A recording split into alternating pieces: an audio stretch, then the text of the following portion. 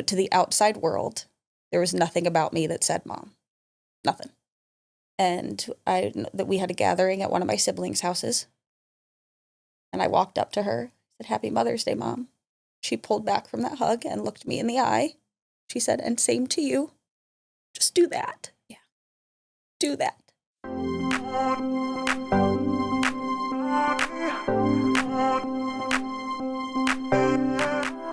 Welcome back to the No Fit Too Small podcast. My name is Jackie Selsky. I'm the Marketing and Communications Director here at No Fit Too Small. We have an extra special episode for you today in honor of Mother's Day.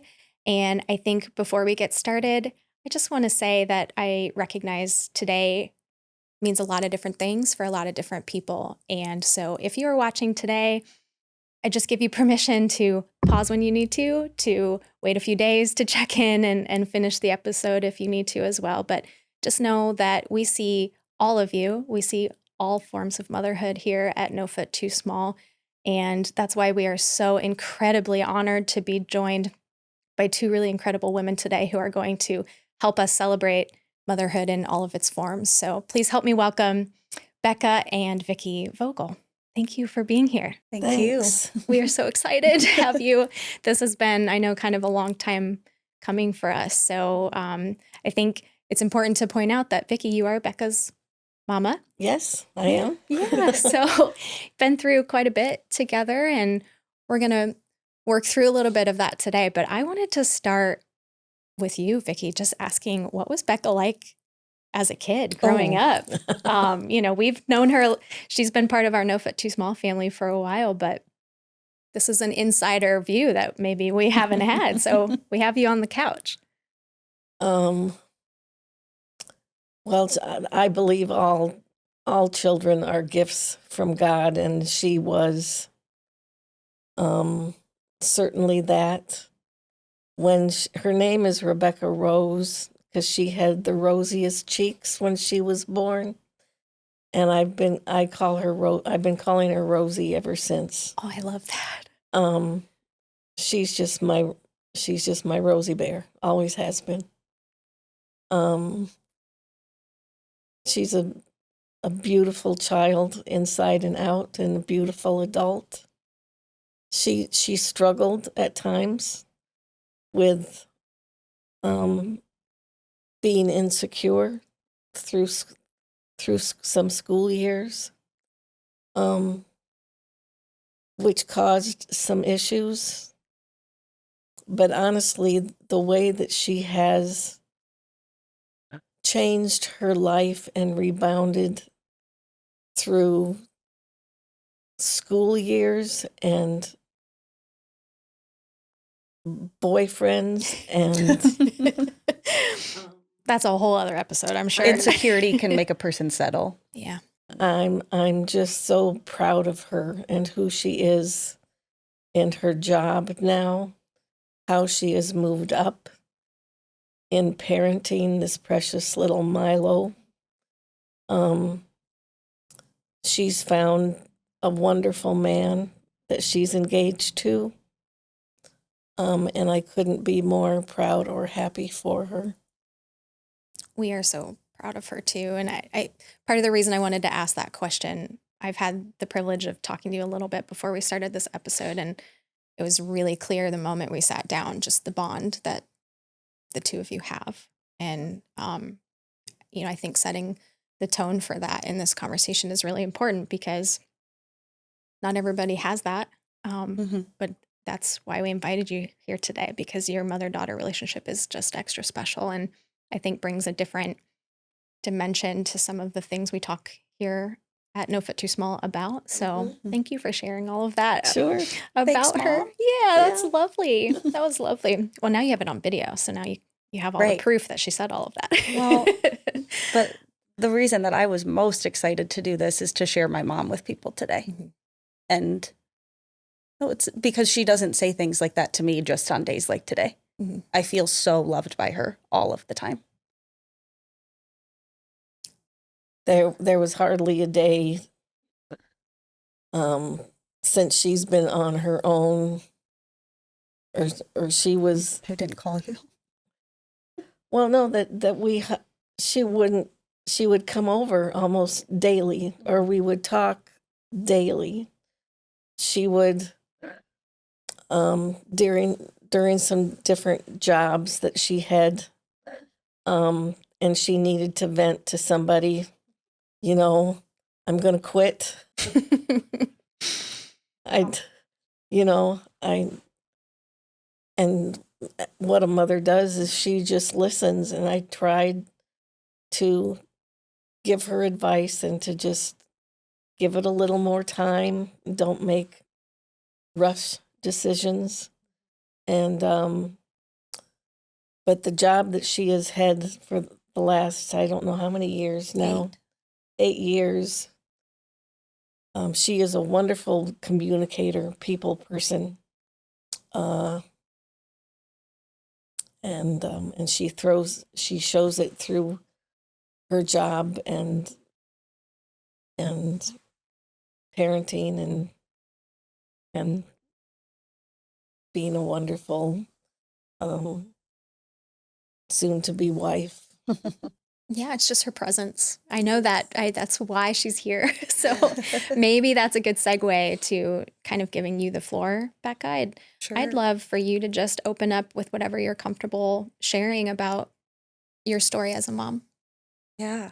So I can't authentically do a Mother's Day podcast without telling you the story of my intro to motherhood, really. And I need to acknowledge that this is not a child that I lost. They are very, very different things. And I will talk about Viv's quite a bit. But I found out that I was pregnant when I was 17 years old. And a perfect example of the mother that she is, when we got that information, she knew that I already was humiliated and embarrassed and full of shame and mad at myself and so scared. Absolutely. And so she knew that piling that on was a waste. She wasn't happy about it either. She was also scared. But we found out at a doctor's appointment, and for the sake of time, I won't give all of like those details, but she came out after me and found me in the car sobbing. And I will never forget this. But she said to grab me like she does, grab my hand. Becca, I love you more than I ever thought I could. And we don't know how yet, but somehow it will be okay. That's what she said to her teenage daughter, who had messed up, right? Like, or at least I felt like I had. And so I ended up making a decision that I am incredibly proud of. And I made it fairly early in the pregnancy. Granted, I found out, gosh, I was already 3 months along, 12 weeks, I think, when we found out. But chose to give that baby boy up for adoption. And he was due on Christmas Day, but showed up 5 weeks early on my 18th birthday. Oh, wow. He was born on my birthday. Isn't that something? Wow. Which is something that we will always share and feels incredibly divine now, all these years later. I was going to say, what a way for him to always be with you. Yeah. That's special. But as a 17, it turned 18 that day, but I needed my mom to coach me through labor. There was no question about it. And she did that. And there was a nurse. That labor was long. That labor was long. And I only say that because I had many different nurses. There were like shift changes throughout it. And so I think we had tried to set the expectation that we were adopting out, but there were a couple that maybe didn't know or just asked, does mom want to hold the baby? Basically, I had just pushed him out, and I locked in with her, and I just said, I can't. I wanted to more than anything, but I had made a couple of promises that I had to keep, and I did not trust myself to be strong enough. So he was taken out of the room, and I had her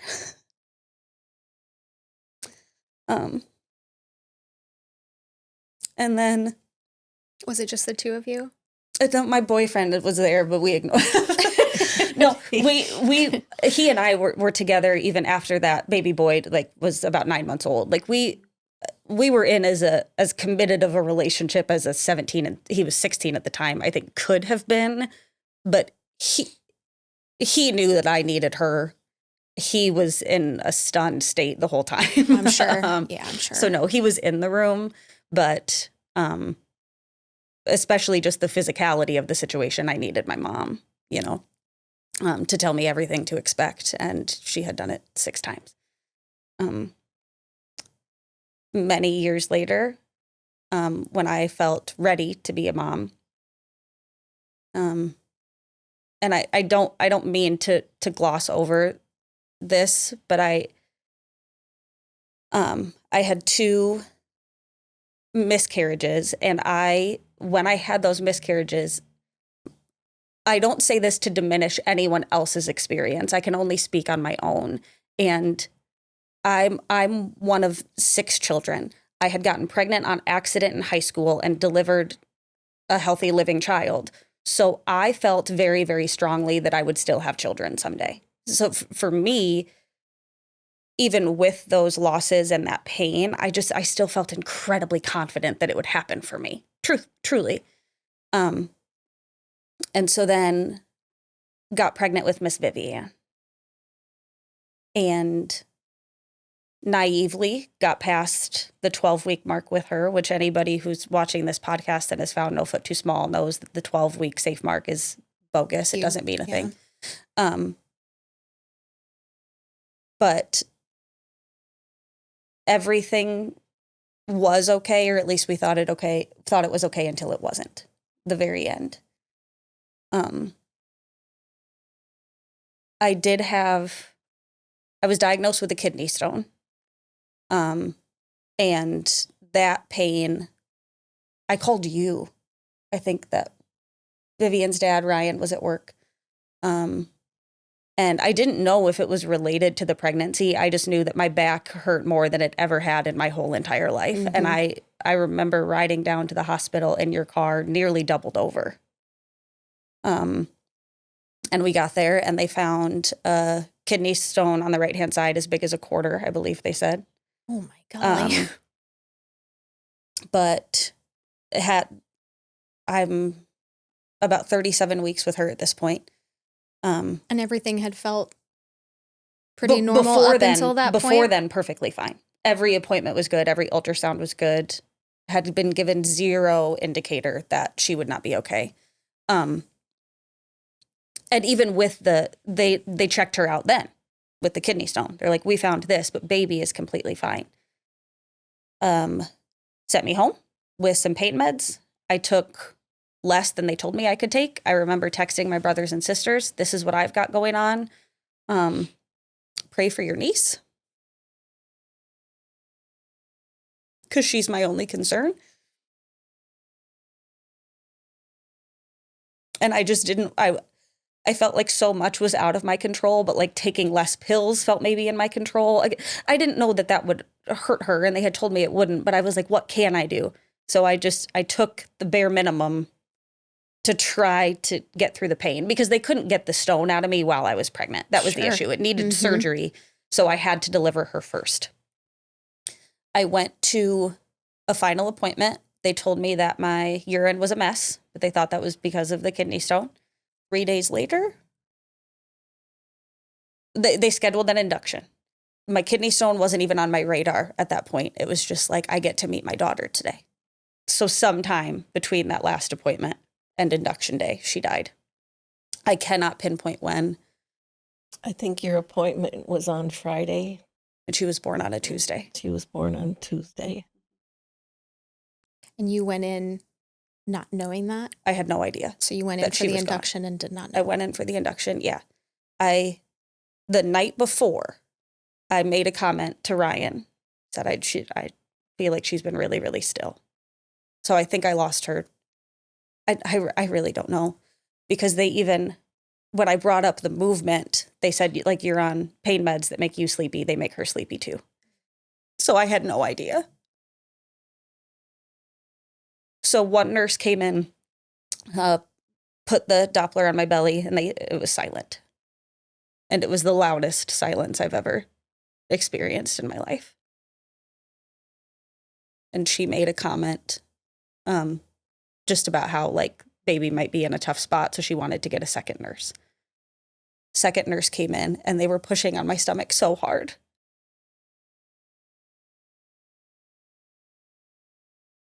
And they found a really, really faint heartbeat, but it was mine. I just remember hating myself. And then they got my doctor, and, like, they brought in a monitor. They got my doctor. I couldn't see it. And this is the same doctor who I had when I was pregnant with the baby that was adopted out. And I remember the care that he, like, provided me during my pregnancy with Vivs. Like, I remember him telling me at 17, like, you're such a good kid. And, like, being so excited, like, for me to be a mom. And, like, my doctor was so excited for me. What an incredible example of compassionate care. Yeah. That is beautiful. I was going to ask if it was by accident that you had the same doctor, if it was by choice. And I love that you share that, because I think, that's part of our mission too, is how do we raise awareness of what compassionate care looks like and feels like. And what a gift that he was there with you. Yeah, I don't think it was on purpose. I think it just worked out that way. But I didn't see the monitor that confirmed that she was dead. But I didn't need to, because he looked at it, immediately looked away and looked at me, and he just cried. He didn't even say anything. And I said, what did I do? I went into hysterics. I said, what did I do? What happened? And he said, it was nothing that you took. It was not, like...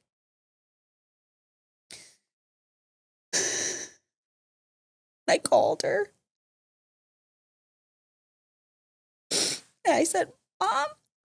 And then my voice went out. She called me the first time. I mean, her and Ryan were so excited. That morning they went down, and they just couldn't wait to meet this little girl. And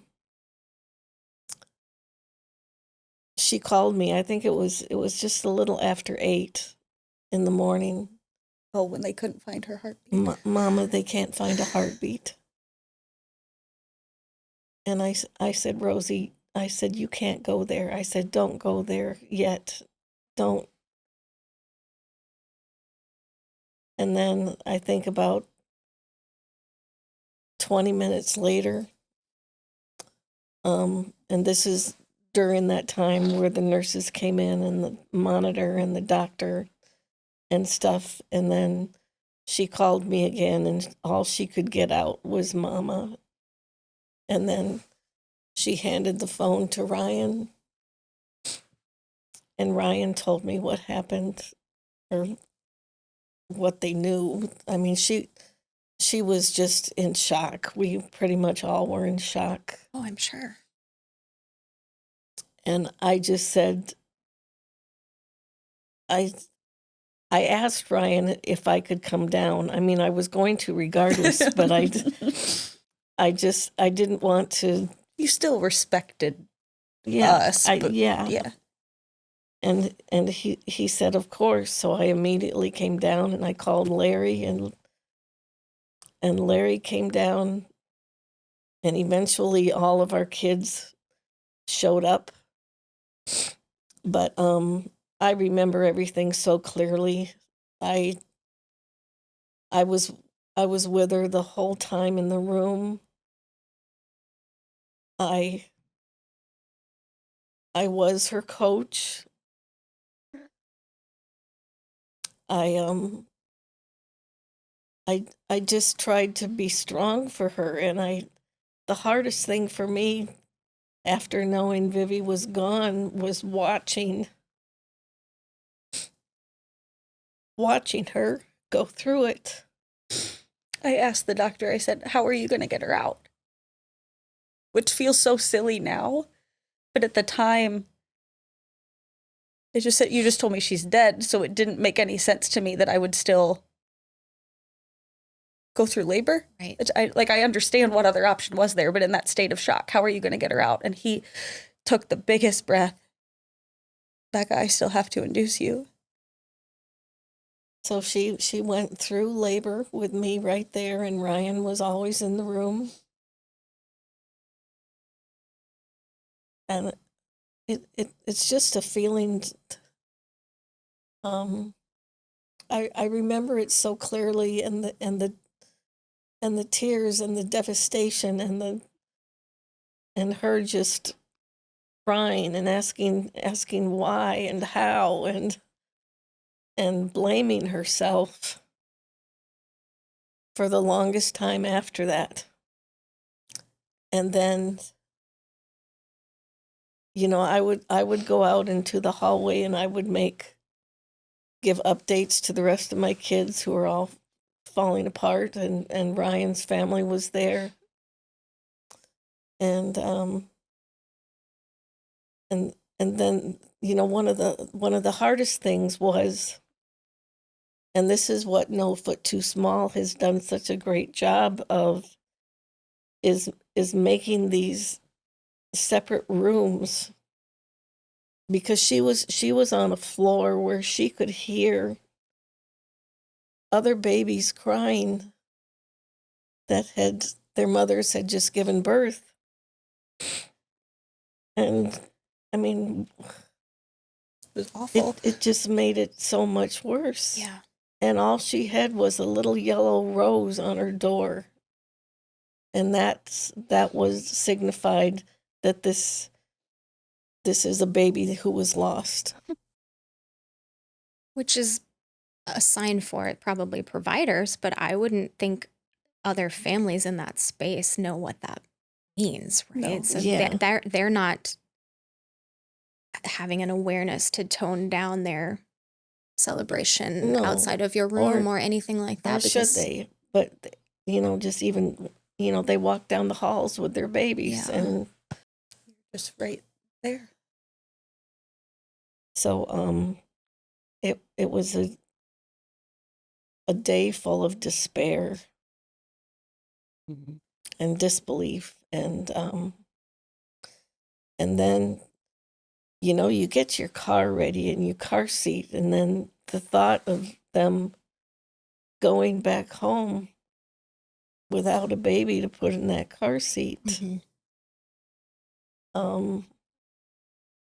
And they were in a townhouse at the time, and I myself and the rest of her siblings, Ryan went back to work, I think, quite soon. A week. And He didn't know what else to do, which I understand. we just either went over or called her every day or many times a day, because to make sure she was still alive, because she was in such a state of sadness, and you just don't know what that can do to a mother who's lost an infant like that. I mean, she was 37 and a half weeks. She was full term. Right. And your body is experiencing all of the things. And we all held her in our arms. Becca held her for a long time, kissed her, had pictures taken with her. I held her for like 2 days. I was down there. I was going to ask, how much time were you able to spend with her? Well, this is another role that my mom played, actually. So, she was born at night, a little bit after 9 p.m., I believe. And when your baby is stillborn and you have good nurses, and I had great ones, they ask you some really, really tough but important questions. Like, Becca, do you want to hold her while she's still warm? I said, yes. I didn't really hesitate to hold her at all, but I think they know that your time is limited. And then they brought in a cold cot where they put her while she wasn't being held. My mom has a very, very strong faith, and I've been honest with her about how grief and life has made me go back and forth. And I think that anger and questioning can do that. Mm-hmm. But she doesn't waver, which I admire her about her. But she, even though like Vivian had died, like all that I had, I could see her. I could look at her face, and that was still her to me, which I think anyone else who has lived through what I have, that makes sense to them. Like I can recognize now that she had left that body, but in the hospital, that was her. And I don't say this to be morbid, it's just the truth. Their bodies start to deteriorate. And we needed to say goodbye to her before that got worse. And so she encouraged me that Vivian was long gone from that body, and that she had your exact words where she has a heavenly body now, Becca. Look at her like this. And because I didn't want them to take her away. What did those words mean to you when she said that? Everything. And it was the first thing that somebody had said to me that made me feel like, okay, she is not here in the way that I want and need her to be. But she's here. But she's not entirely gone from me. No, she never will be. That was the one thing that Becca kept reminding family members of was, don't forget her. You know, she was my daughter. And we were all there, and it's helped her to talk about it. And like Larry and I have, well, we're just expecting very soon our 11th grandchild. And it's 10 living grandchildren, but I always, and Larry did too, we include Vivian. Always. And whenever we would go out to the cemetery,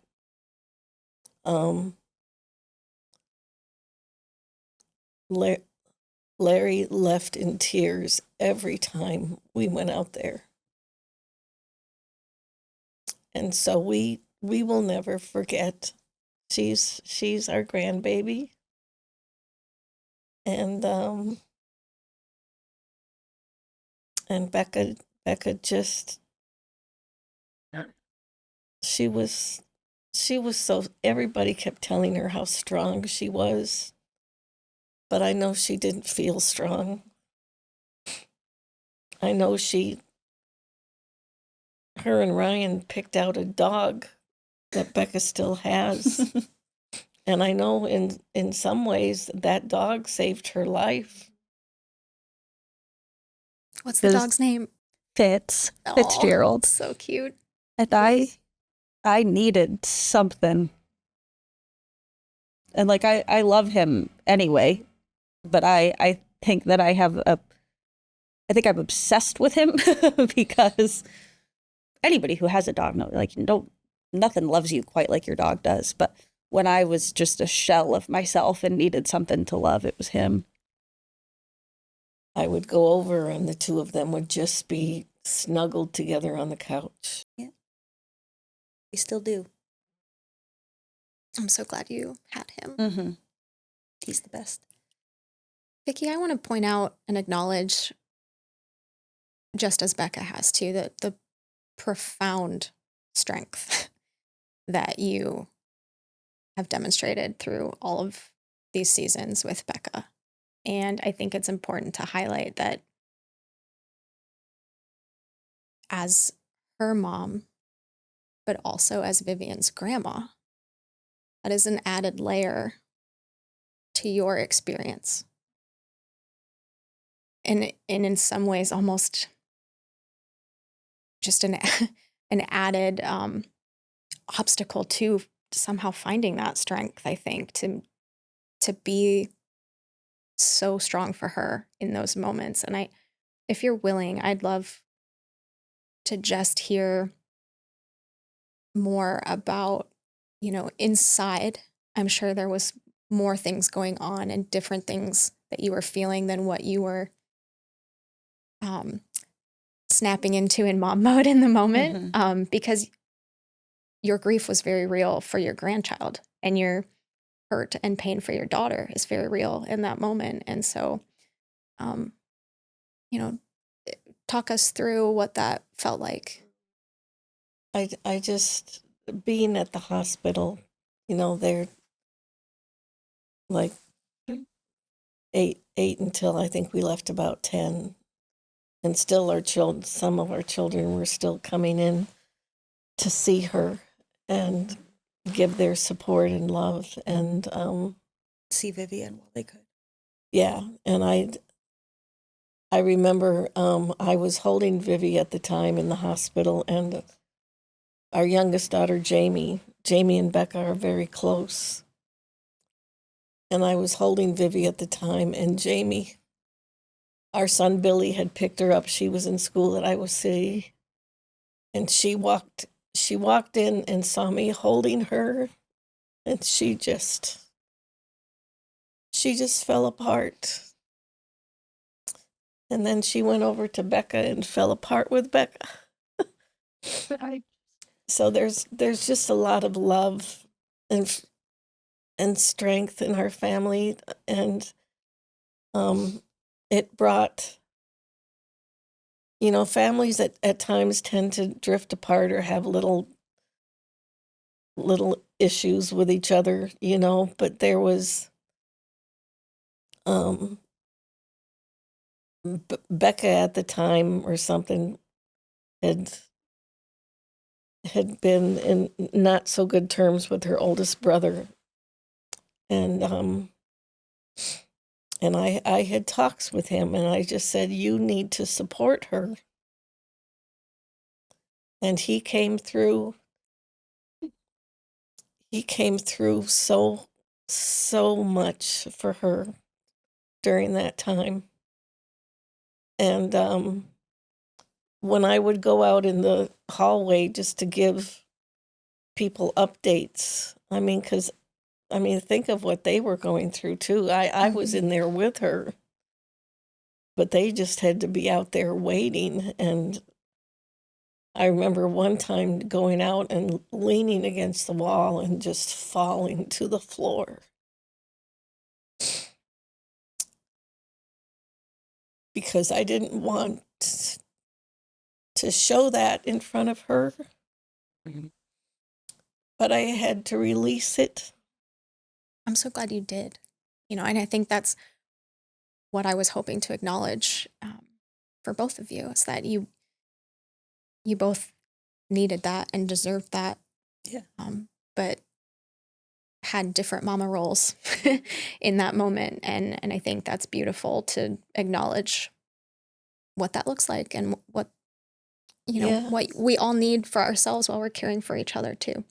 As much as it breaks my heart to hear what that day was for other people, it has been such a privilege over the years. I've asked my siblings, I know what it was for me, but what was that like for you? And Jamie said when she got the text, she threw her phone at the wall. Bonnie, my sister Bonnie, knew what birth was, and she was on her hands and knees in the hallway listening to me labor, just sobbing. She was so mad. She said she shouldn't have to do this. And my oldest brother, you know, he spoke at her funeral. Oh, that gives me goosebumps, because the healing that happened for you in the midst of tragedy within your family, that is incredible that It really he did is that. just And a lot of love. they all to this day have spoken of how proud they are of her and strong that she was, starting with the high school pregnancy and giving that precious boy up for adoption. I mean, that takes strength. That, because she was in grief over that, but she knew it was the right thing to do. And she has no regrets about that. And Incredibly proud of it, but I'm incredibly proud of it. And it was unbelievably hard. And I, like you said, it's a different type of grief, but I grieved that baby. And you mentioned this, Jackie, but like my body didn't know, or like how your body feels in the days after. And my body didn't know that Vivian had died. So I had two experiences in my life where I was at home, a shell of a human, and my breast milk was in, and I was mad. You know, I was at my daughter's funeral with pads in my bra and in my underwear. I remember curling my hair that morning, just looking at myself like, what what is this? Those are all things that nobody would think about. No. You know, and how do you prepare for that? I mean, I feel like even you can talk about it, but you can't ever fully be prepared for that. No. I do, my favorite story to tell about her and all of this is Milo, my son, who is 6 years old. And I was scared while I was pregnant with him that something could go wrong. She wasn't. She was so sure the whole time, almost to the point that it annoyed me. It was like, let me be nervous. Because I had very valid trauma. Of course. Very valid. And she never invalidated that, but Becca, I just know. Just know. It's going to be okay. But I had given birth at that point twice in my life already. And Milo was my sixth pregnancy. There was a miscarriage between Vivian and him, which was a very, very hopeless part of my life. But I was also I had a lot of, you could call it strength, but I think I was cynical. I remember thinking, Jackie, if this baby was going to die, I would have rather it died this early. I was so like, God, don't make me do that again. Don't make me give birth again. If you're going to take it, just take it now. I think those feelings are so valid. So with Milo, she asked me if she could be there when I was in labor. And I remember she said, because I've had to help my daughter. I needed, well, it was a mutual decision. I needed her too. I wanted to be there because I needed to see my daughter hold a healthy baby. And he couldn't have been more healthy and beautiful and perfect. When they put him in my arms. I know she was scared. I mean, who wouldn't be? You know, every day, I'm sure she was petrified up until, you know, he was okay. What was that moment like when they laid him on your... They put him in my arms and she kissed my head. She said,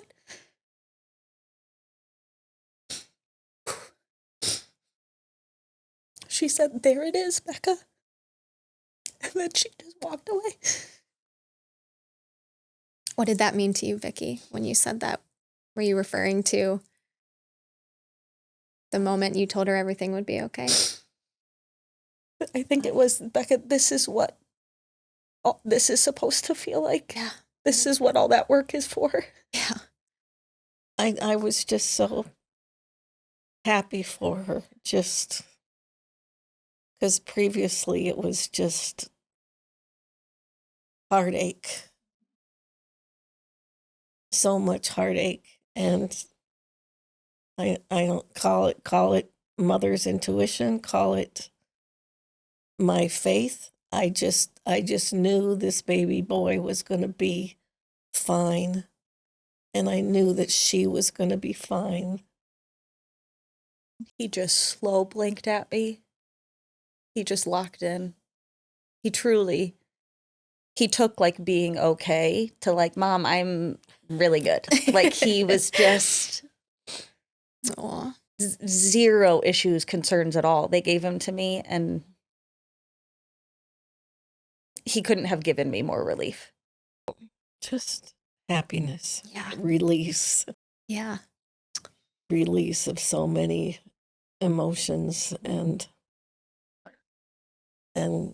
joy. And I know her and her fiance would love to have another child or more children, and I still feel that strength that everything is going to be okay. He lets me be scared, but is so... Sometimes you need someone else to hold hope for you if you don't have it. That makes sense. And she does that perfectly. I was going to ask, what advice would the both of you have for other mother-daughter relationships, just journeying life together? You know, what advice would you give them? Stand by your children. Support your children through their mistakes, through their triumph, through their despair. I am, like I said, I am so proud of the mother she is. She does teaching that little boy manners, and I mean he's a pretty big, strong kid, and she will lift him up and throw him around and play with him and dance with him. And I give him all I got. I gotta try to keep up. yeah, and if I had, or Larry and I, we were by no means perfect parents. I didn't want to be. I know. And we all make mistakes, but you never give up on your children. And she has come through so beautifully. And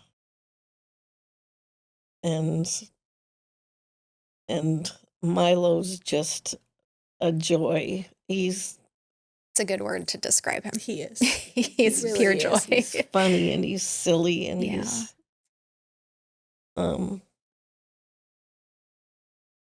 busy. Also a good word for that age too.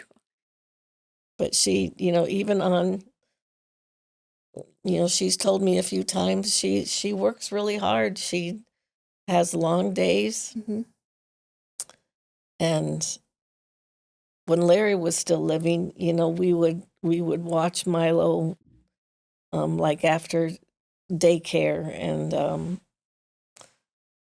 and she would come and pick him up, and she could have had a tough day at work, tough customers. Some people can be really cruddy Mm-hmm. and mean. but as soon as she walked in that door and she saw that little boy, nothing else mattered except smiling at him and picking him up. Well, it sounds like she was able to learn that from you. It sounds like that's how you showed up for her, too. Yeah, I tried. Yeah. My parents struggled, like a lot of people do in some ways. And no, there's no such thing as a perfect parent, but they just love their kids really perfectly. I do believe that, and loved each other really perfectly. I couldn't ask for a better example. So I would just say that, like that. Just, she says she just wants her kids to be kind and to be kind to each other. Like my mom wants few things, and they really are just for people to be gracious and kind. There's such a theme of love woven into your story. Mm-hmm. And I think what you've shown us today is that love really can carry us through a lot. So I think that's what more of a beautiful message can we share, that. Yeah. And I think I would just say acknowledging how different Mother's Day is for people. There was a period in my life after Vivian, before Milo, that I had carried several pregnancies. I had birthed 2 children, but to the outside world, there was nothing about me that said mom. Nothing. And that we had a gathering at one of my siblings' houses. And I walked up to her, said, "Happy Mother's Day, Mom." She pulled back from that hug and looked me in the eye. She said, "And same to you. Just do that. Yeah. Do that for the women in your life who don't have their Milo yet. And I know some never will, and I have so much gratitude for him. And I do, like, I hope to grow my family, but if I don't, I've got that boy." But I still just look them in the eye and acknowledge them. Mother's Day doesn't always feel happy, but to be seen as a mom can count for so much. Yeah, and it's all the motherly figures in our life too, right? I mean, we're just so loved by the women surrounding us, and we don't always know everybody's journey. So I think it's so important to just, if they've loved you with that unconditional love, let's celebrate them today. Right. I think that's a great reminder. Yeah. I want to ask you both, is there anything you haven't said to each other through all of this that you would like to say today? Oh golly, I mean, we really do talk quite often. I'm so happy for her at this point in her life because she has found the perfect man for her, who makes her laugh every day and treats her with so much kindness and help, and who loves Milo. I mean, she wouldn't give any man a second look if that same attention for her didn't go for her son. And she has found that, and it just makes all of us so happy. So I'm really happy for you. I know. And she deserves it so much. I feel like I've said this to you, just that I'm okay, and you don't have to worry about me anymore. Well, that's not good. You might need to hand me the tissues over here, guys. I know, but she worries about her kids and her grandkids. Well, our families, mine and Larry's, were blessed, so blessed to have our parents, their grandparents, live into their 90s. So they all knew them. Remember visiting and special times with them. And so that love that you speak of that goes down from generation to generation, it's just a beautiful thing. I've said it a lot, especially when we lost Dad. There's no such thing as a perfect family, but because she just said it so well, like the love that they gave us kids had to come from somewhere. Those examples, and I really just, when I think of my brothers and sisters, I feel like I hit the jackpot with my family. I do too. I do. So I'm glad that I got to show people my mom. Oh gosh, we are too. All I can think about is, we're celebrating the love within your family, but man, you just shared that with hundreds of people who are going to watch this and listen to this today. And I would venture to guess listen to it more than once, because we need it.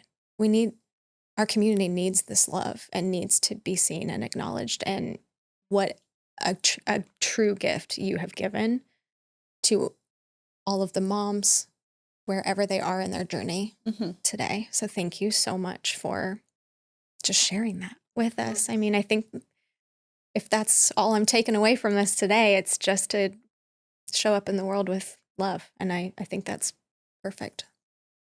Yeah. I always end our episodes with the same question. And so, Becca, I just want to ask you if there's something that you could say to Vivian today, what would that be? It took me a while to not blame myself. It took me a really long time. But the only thing that got me there, and I feel like she kept trying to tell me this for a long time, but it was, Mom, I loved you too. I love you too. So I think my grief and my guilt were so strong because I loved her so much and I was so sorry. She's like, I love you back. I'm not mad at you. I was just letting her tell me that she wasn't mad at me, and she does, and she loves me the same way that I love her. She would never want me to feel that way. And so I would just tell her, thank you. Thank you for being so persistent and trying to show me that for so many years. Because I had to let that go. I had to quit blaming myself. That day was so awful. That day was the worst day of my life. But I mean this in my bones. If somebody told me you don't have to feel any of that pain and we can take that part of your story away, I will say I will go through every minute of that labor all over again. Because she's not a sad thing. I am I am the woman I am and the mother that I am in large part because I get to be her mom. I get to be Viv's mom. And you were handpicked for that, I'm certain. I don't, nobody else gets that title. I don't want. Like, I would thank her. Even her license plate says Viv's mom. I was hoping you guys would bring that up. I love that so much. Yeah. I mean, it just shows how beautiful she is inside and out. Very proud to be her mom, and it comes with a whole lot of heartache. It does, even today. Sometimes the heartache is still the biggest feeling, but not all the time. And I will take both. I'll take both. I'll take the pride and the love and the heartache, all of it, if I get to be her mom. Every time. I can't think of a more perfect way to to end. I mean, Yeah.